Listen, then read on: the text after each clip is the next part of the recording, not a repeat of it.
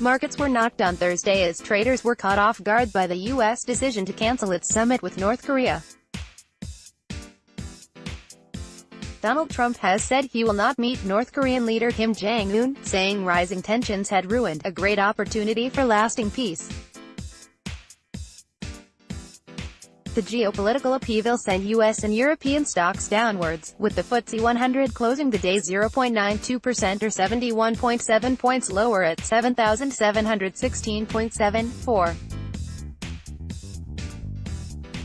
The CAC 40 in France and the DAX in Germany were down by 0.31% and 0.94% respectively, while the Dow Jones Industrial Average dropped 0.60%. Ken Odeluga, market analyst at Citi Index, said, "With that buffer apparently now removed, we should expect the market to demonstrate a less sanguine attitude to wider geopolitical currents, for instance over faltering discussions in North America and between China." U.S. shares will be the most obvious conduit for weakening sentiment, though in the short term, it is also likely to be reflected via the dollar. In currency markets, sterling was supported by solid UK retail sales, which grew by 1.6% month-on-month. The pound was up 0.22% against the dollar at 1.338. Against the euro, the pound was flat at 1.141 towards the end of the session. Oil prices fell back following speculation that the Organization of Petroleum Exporting Countries would increase output. Brent crude prices fell by 0.75% to $79.050 a barrel. In UK stocks, Lloyds Banking Group suffered double humiliation after more than a fifth of investors voted against pay for top bosses, while TV star Noel Edmonds publicly berated the board.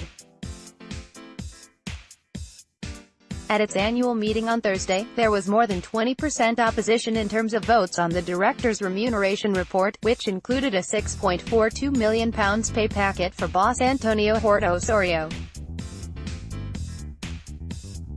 Shares closed the session 0.63p lower at 66p. Telecoms group TalkTalk dived into the red with full-year losses of £73 million after counting the cost of its overhaul. Shares edged down 0.2p to 121p. Tate. Nick Hampton, who took over as chief executive from Javed Ahmed in April, outlined a three-pronged strategy to accelerate business performance and inject more pace into the organization. Shares rose 7.32% or 44.6p to 653.6p. BT's shares took a hit after it emerged boss Gavin Patterson is celebrating a £1 million hike in annual pay, weeks after swinging the axe on 13,000 jobs. Mr. Patterson took home a total of £2.3 million last year after receiving a £1.3 million annual bonus, according to the telecom giant's annual report. Shares fell 3.15p during trading to 203.15p. B. Like-for-like sales in the 3 months to April 30 dropped 9%.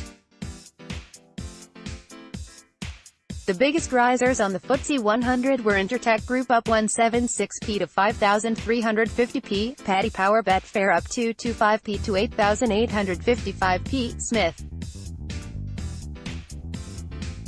The biggest fallers on the FTSE 100 were Mediclinic International down 64p to 615.6p, Morrison's down 9.2p to 245.2p, 3i Group down 28.6p to 985.4p, and Micro Focus International down 31.5p to 1,326.5p.